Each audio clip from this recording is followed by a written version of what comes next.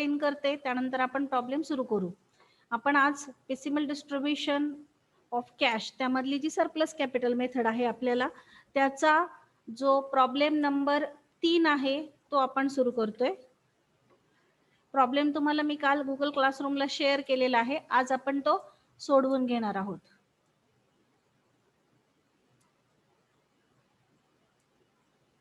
बघा, Ajay, Vijay and Prajay were partners sharing profits and losses in the ratio of 4:3:1. त्यांचं profit sharing ratio दिलेला आहे 4:3:1 respectively. Their balance sheet as on 31 March 2009 as follows. त्यांचं balance sheet दिलंय. आता आपण कालपर्यंतचे जे प्रॉब्लेम पाहिलेले आहेत त्या प्रॉब्लेममध्ये आपल्याला पहिला प्रॉब्लेम जेव्हा आपण पाहिला त्यामध्ये एकच लायबिलिटी होती. त्यानंतर दुसरा आपण प्रॉब्लेम पाहिला तर दुसऱ्या प्रॉब्लेममध्ये 2 लायबिलिटी होते. एक क्रेडिटर्स होतं आणि एक पार्टनरचं लोन होतं. आजचा जो प्रॉब्लेम आहे त्या प्रॉब्लेममध्ये बघा लायबिलिटी साईडला तिघांचं कॅपिटल आहे जे कॉमन आहे ते असतंच प्रत्येक प्रॉब्लेममध्ये. त्यानंतर लोन फ्रॉम अजय म्हणजे पार्टनर्स लोन आहे. त्यानंतर बँक लोन आहे आणि कंसात म्हटलंय secured by a floating charge.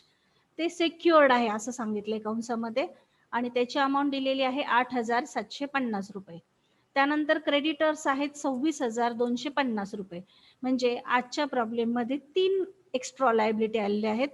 मग आपण जेव्हा पैसे पेड करू त्यावेळेला ह्या 3 एक्स्ट्रा लायबिलिटी पैकी अगोदर कुणाला पेड करायचे तर आपला रूल आहे की प्रोव्हिजन अगोदर करायची, त्यानंतर सेक्युअर्ड लोन असेल तर ते पेड करायचं, त्यानंतर गव्हर्नमेंट ड्यूज पेड करायचे, त्यानंतर थर्ड पार्टी लायबिलिटी, मग पार्टनर्स लोन आणि त्यानंतर सगळ्यात शेवटी कॅपिटलला पैसे पेड करायचे. मग आता ह्या रूलनुसार आपल्याकडे हे जे बँक लोन आहे ते सेक्युअर्ड आहे. बघा कंसात शब्द आहे सेक्युअर्ड. म्हणजे आपल्याला अगोदर काय पेड करावं लागेल तर बँक लोन पेड करावं लागेल. त्यानंतर आपल्याला क्रेडिटर्स पेड करावे लागतील कारण की ती थर्ड पार्टी लायबिलिटी आहे. त्यानंतर आपण आपल्या पार्टनरचं लोन म्हणजे अजयचं लोन पेड करणार आहोत. आता ऍसेट साइड पहा. ऍसेट साइडला plant, furniture, stock, debtors, cash दिलेली नाहीये. म्हणजे सेम कालच्या प्रॉब्लेम प्रमाणे आपल्याला रिअलायझेशन पासून काय करावं लागेल, सुरुवात करावी लागेल. आपल्याकडे आधीचा कॅशचा बॅलन्स काहीही नाहीये.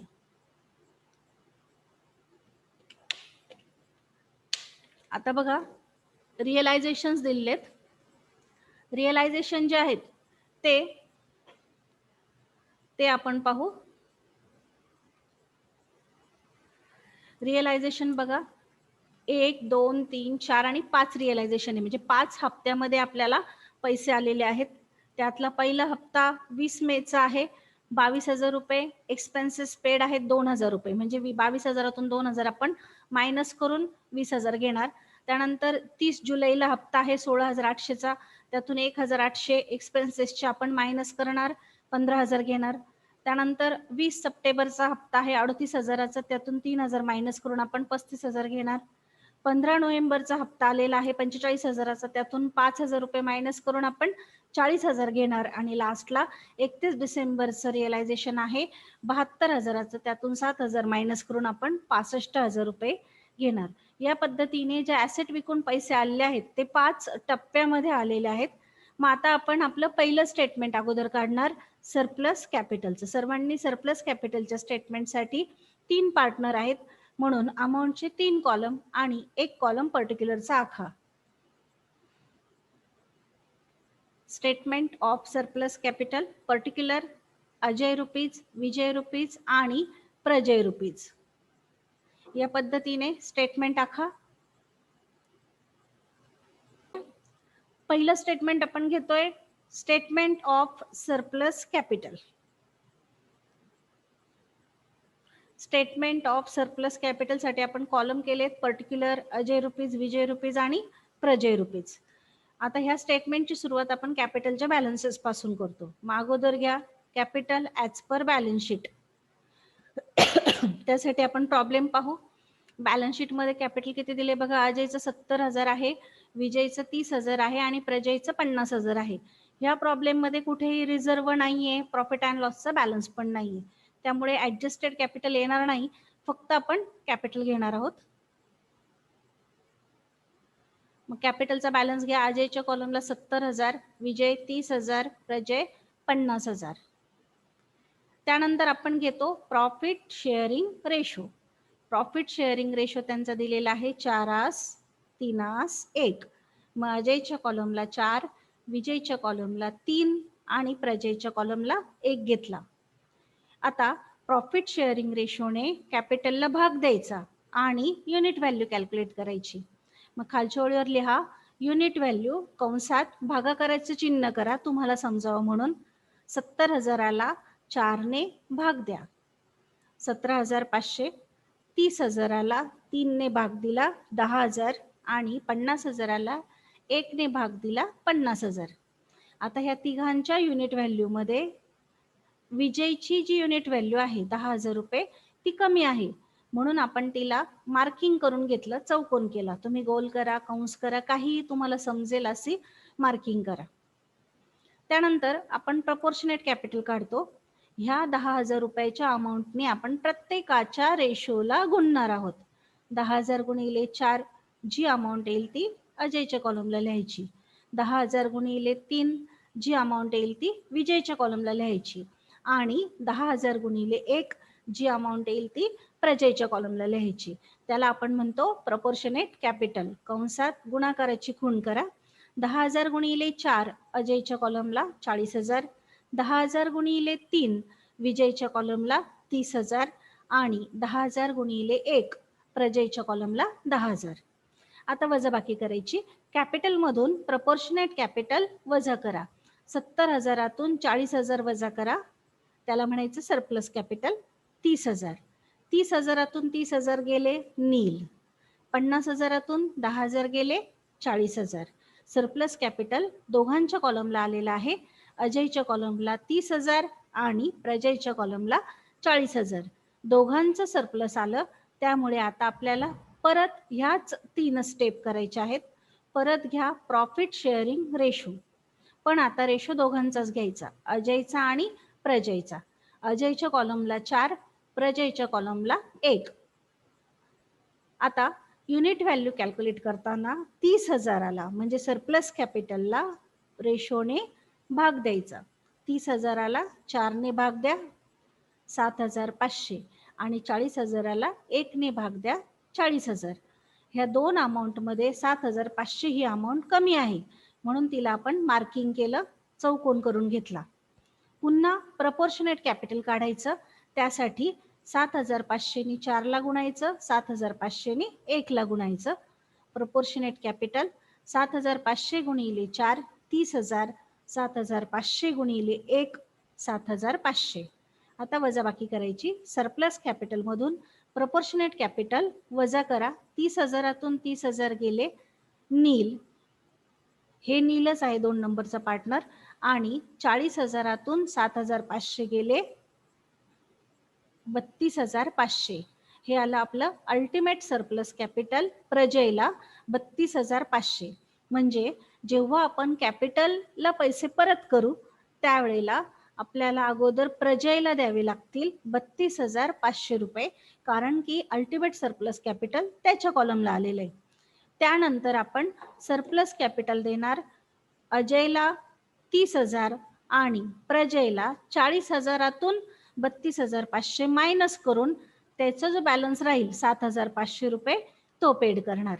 म्हणजे अगोदर आपण अल्टिमेट सरप्लस कॅपिटल देणार प्रजयला, त्यानंतर सरप्लस कॅपिटल पेड करणार अजयला 30,000 आणि प्रजयला 40,000 होतं पण त्यातलं 32,500 ऑलरेडी पेड असणार आहे त्यामुळे आपण 7,500 देणार remaining balance.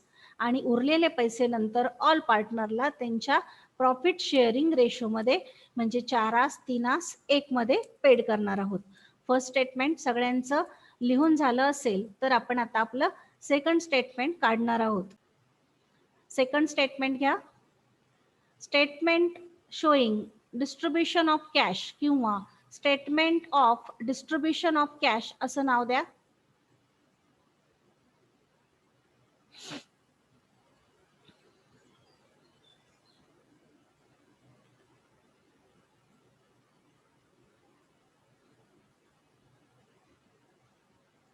Statement of distribution of cash किंवा statement showing distribution of cash या पद्धतीने नाव द्या. कॉलम करताना particular, cash rupees, bank loan कंसात सिक्युअर्ड लिहा, त्यानंतर क्रेडिटर्स, त्यानंतर अजयज लोन, त्यानंतर कॅपिटल. कॅपिटलमध्ये 3 पार्टनर, अजय रुपीज, विजय रुपीज आणि प्रजय रुपीज. या पद्धतीने स्टेटमेंट आखा. सेकंड स्टेटमेंट घेतोय आपण, स्टेटमेंट ऑफ डिस्ट्रीब्युशन ऑफ कॅशचं. त्याला आपण कॉलम केलेले आहेत. ह्या स्टेटमेंटला सुरुवात करण्यापूर्वी आपलं जी बॅलन्स शीटची तारीख होती ती 31 मार्च होती 2009, म्हणून मी इथे 9 टाकलेलं आहे. जर डिसेंबर असती तर आपण पुढचं वर्ष टाकलं असतं, 2010 टाकलं असतं. इथे 2009 मी लिहून टाकलंय. आधी आपण बॅलन्सेस घेणार आहोत. Balances as per balance sheet. तर कॅशचा बॅलन्स नाहीये, कॅशला डॅश करा. बँक लोन आहे 8,750 रुपये. क्रेडिटर्स आहेत 26,250 रुपये. अजयज लोन आहे 10,000 रुपये. अजयचं कॅपिटल आहे 70,000. विजयचं कॅपिटल आहे 30,000 आणि प्रजयचं कॅपिटल आहे 50,000. आधी आपण सर्व बॅलन्सेस पुट करून घेतले. कॅश आपल्याकडे नाहीये. मग कॅश नसेल तर पेमेंटला सुरुवात करताना आपल्याला पहिलं रिअलायझेशन घ्यावं लागेल आणि ते घेतल्यानंतर जे पैसे येतील त्यातून अगोदर आपल्याला बँक लोन पेड करायचे, कारण की आपलं बँक लोन जे आहे ते सिक्युअर्ड आहे, म्हणून ते अगोदर पेड करायचे.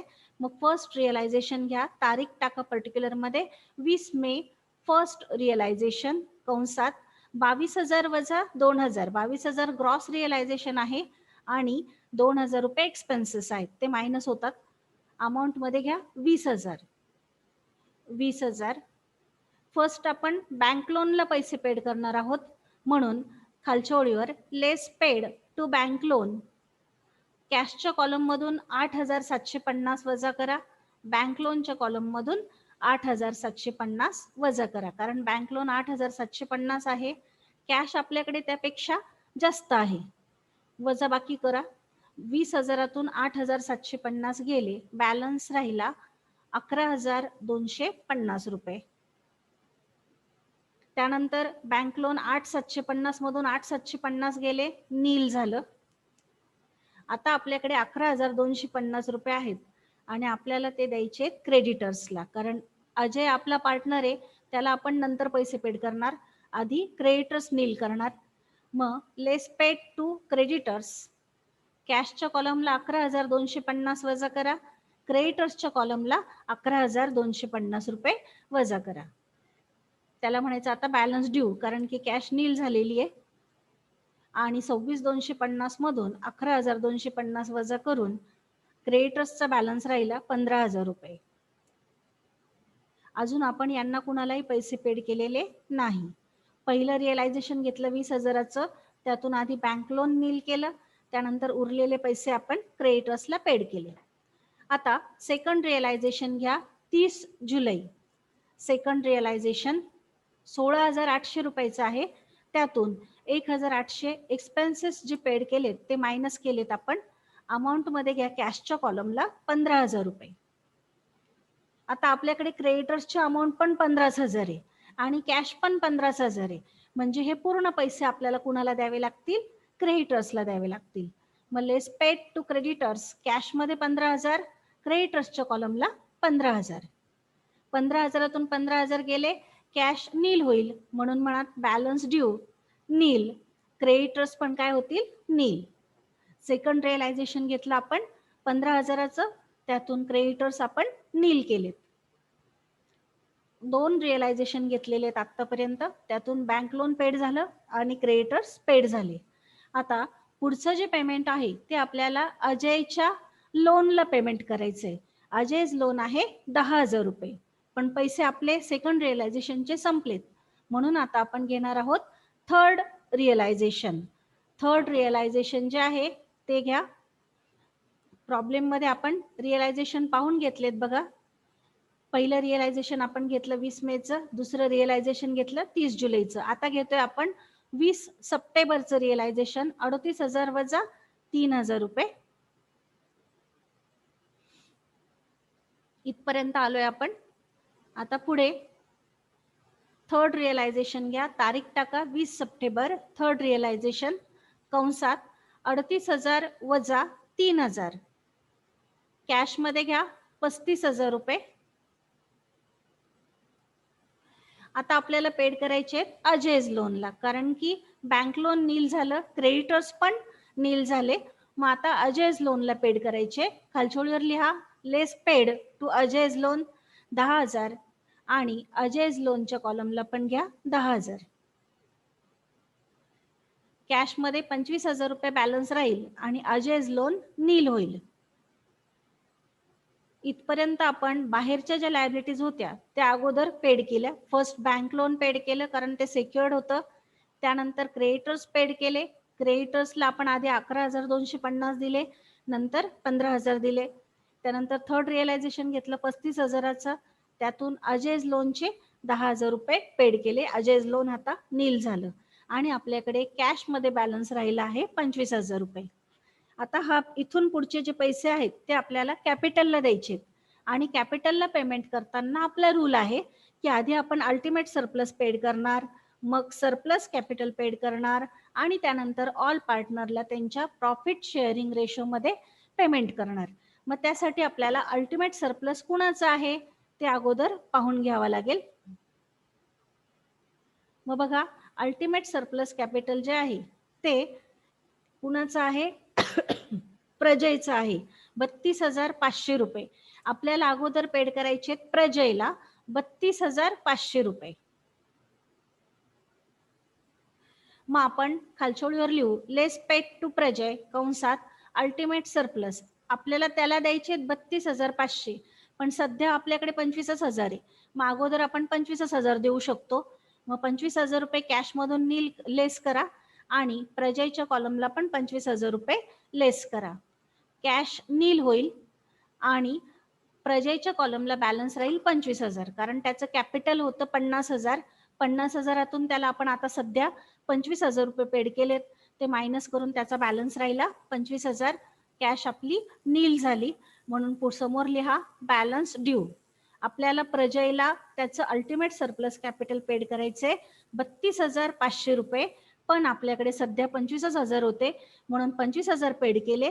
32,500तून 25 मायनस करून राहिलेले 7,500 रुपये आपण पुढच्या इन्स्टॉलमेंट मधून देऊ. आता पुढचा हप्ता जो आहे फोर्थ रिअलायझेशन तो आहे 15 नोव्हेंबरचा. फोर्थ रिअलायझेशन 45,000चं रिअलायझेशन आहे, त्यातून 5,000 रुपये एक्सपेन्सेसचे आपण मायनस केले. बघा 45,000 15 नोव्हेंबरला, त्यातून 5,000 रुपये एक्सपेन्सेसचे आपण मायनस केलेले आहेत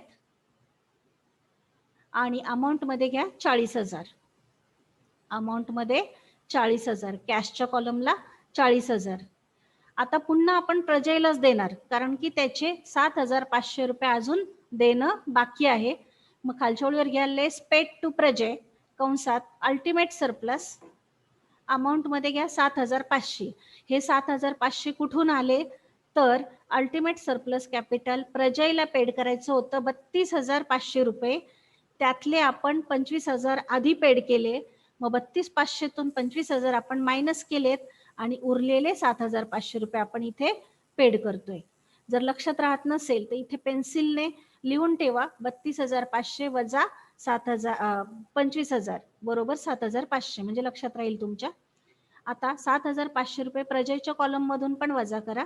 कॅश मध्ये बॅलन्स राहील 32,500 आणि प्रजयच्या कॉलमला बॅलन्स राहील 17,500 रुपये. आपण अल्टिमेट सरप्लस कॅपिटल प्रजयला पेड केलं. आता सरप्लस कॅपिटल पेड करायचं, त्यासाठी आपण आपलं परत स्टेटमेंट पाहणार.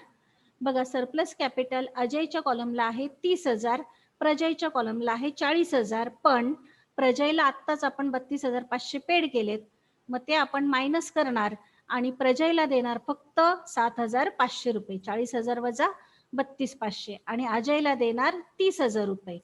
म्हणजे आपल्याकडे एकूण पाहिजे 37,500 रुपये. किती आहेत चेक करू. आपल्याकडे आहेत 32,500 रुपये आणि आपल्याला पेड करायचे आहेत 37,500 रुपये. तेवढे नाही आहेत आपल्याकडे, कमी आहेत. मग आता कसे द्यायचे तर त्यांचा जो रेशो आहे त्या रेशोमध्ये द्यायचे. मग अजयचा रेशो आहे 4 आणि प्रजयचा रेशो आहे 1, म्हणजे 4:1 मध्ये आपण हे पैसे पेड करणार. मग खालच्या ओळीवर म्हणाले paid to Ajay and Prajay कंसात सरप्लस, आणि त्याच्या पुढे 4:1 रेशो लिहून ठेवा वाटल्यास तर, म्हणजे जास्त लक्षात राहील.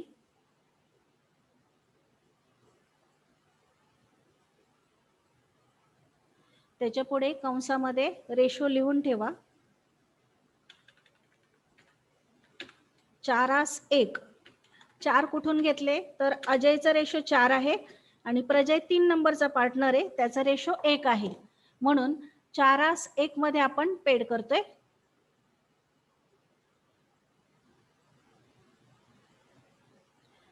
₹32,500 5 ने भाग द्या, 4:1 आहे म्हणून.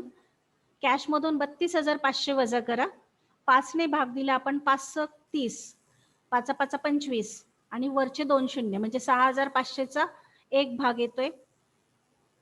अजयला जात आहेत 26,000 4 भागांसाठी आणि प्रजयला 6,500 रुपये 1 भागासाठी. वजाबाकी करा, कॅश नील होईल. अजयच्या कॉलमचा जो बॅलन्स होता त्यातून आपण 26,000 रुपये मायनस करतोय. अजयच्या कॉलमला किती बॅलन्स होता चेक करूया. 70,000 होता, त्यातून आपण 26,000 मायनस करतोय. 44,000 बॅलन्स राहिला आणि प्रजयचा 17,500 होता, त्यातून 6,500 गेले, 11,000 बॅलन्स राहिला. त्याला म्हणा बॅलन्स ड्यू. कॅश नील झाली.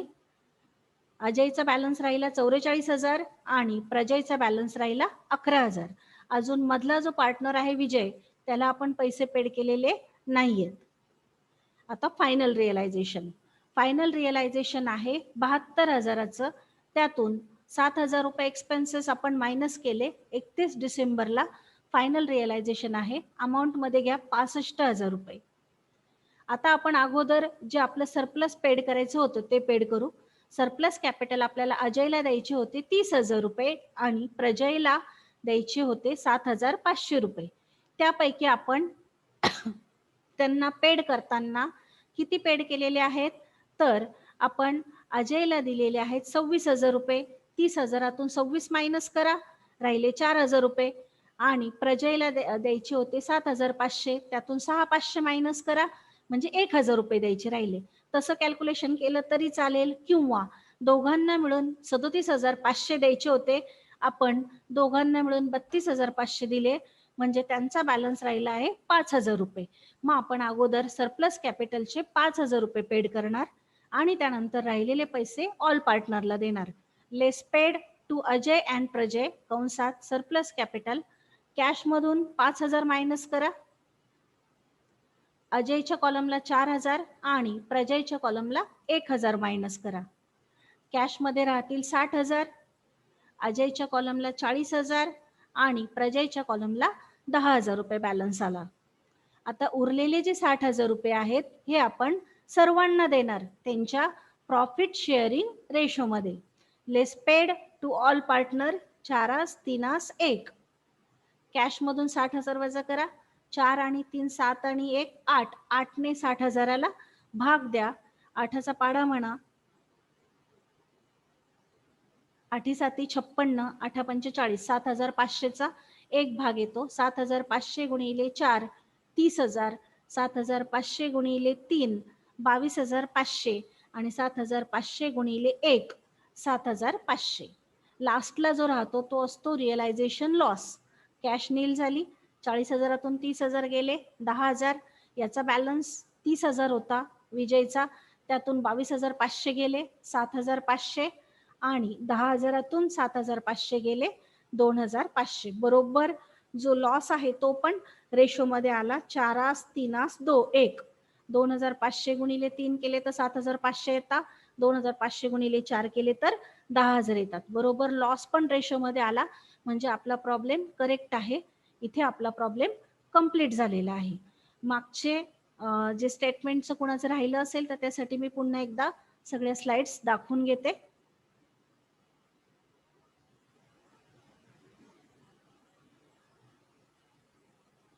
बघा आपण सेकंड स्टेटमेंट इथून सुरुवात केलेली आहे. अगोदर आपण बॅलन्सेस घेतले, आपल्याकडे आधीचा कॅशचा बॅलन्स नव्हता म्हणून आपण फर्स्ट रिअलायझेशन घेतलं. फर्स्ट रिअलायझेशन घेतल्यानंतर त्यामधून अगोदर बँक लोन पेड केलं 8,750 रुपये. नंतर उरलेला बॅलन्स 11,250 रुपये क्रेडिटर्सला पेड केला. क्रेडिटर्सचा बॅलन्स 15,000 राहिला. त्यानंतर सेकंड रिअलायझेशन घेतलं 15,000चं, त्यातून क्रेडिटर्सला 15,000 पेड केले. क्रेडिटर्स नील झाले. त्यानंतर थर्ड रिअलायझेशन आपण घेतलं, त्यातून आपण पैसे पेड केलेले आहेत आपल्या पार्टनरला, अजयज लोनला. अजयज लोन 10,000 होतं, ते पेड केलं. त्यानंतर बॅलन्स राहिला 25,000 रुपये. इथून पुढचं कॅल्क्युलेशन जास्त महत्वाचं आहे, कारण आपण अल्टिमेट सरप्लस, मग सरप्लस आणि मग ऑल पार्टनरला पैसे देतो. मग अल्टिमेट सरप्लस प्रजयच्या कॉलमला होतं 32,500 रुपये.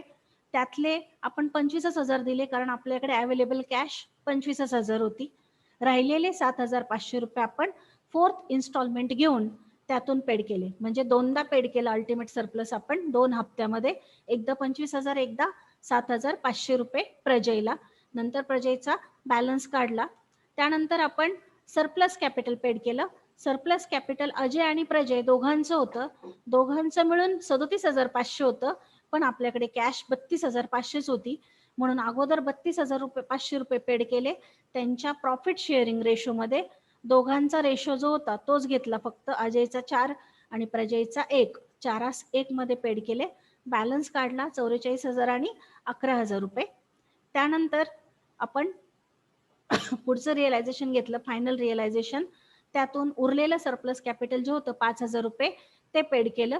रेशोमध्ये दिलं तरी चालेल, किंवा आधी किती पैसे पेड केले, 26,000, द्यायचे 30,000 होते.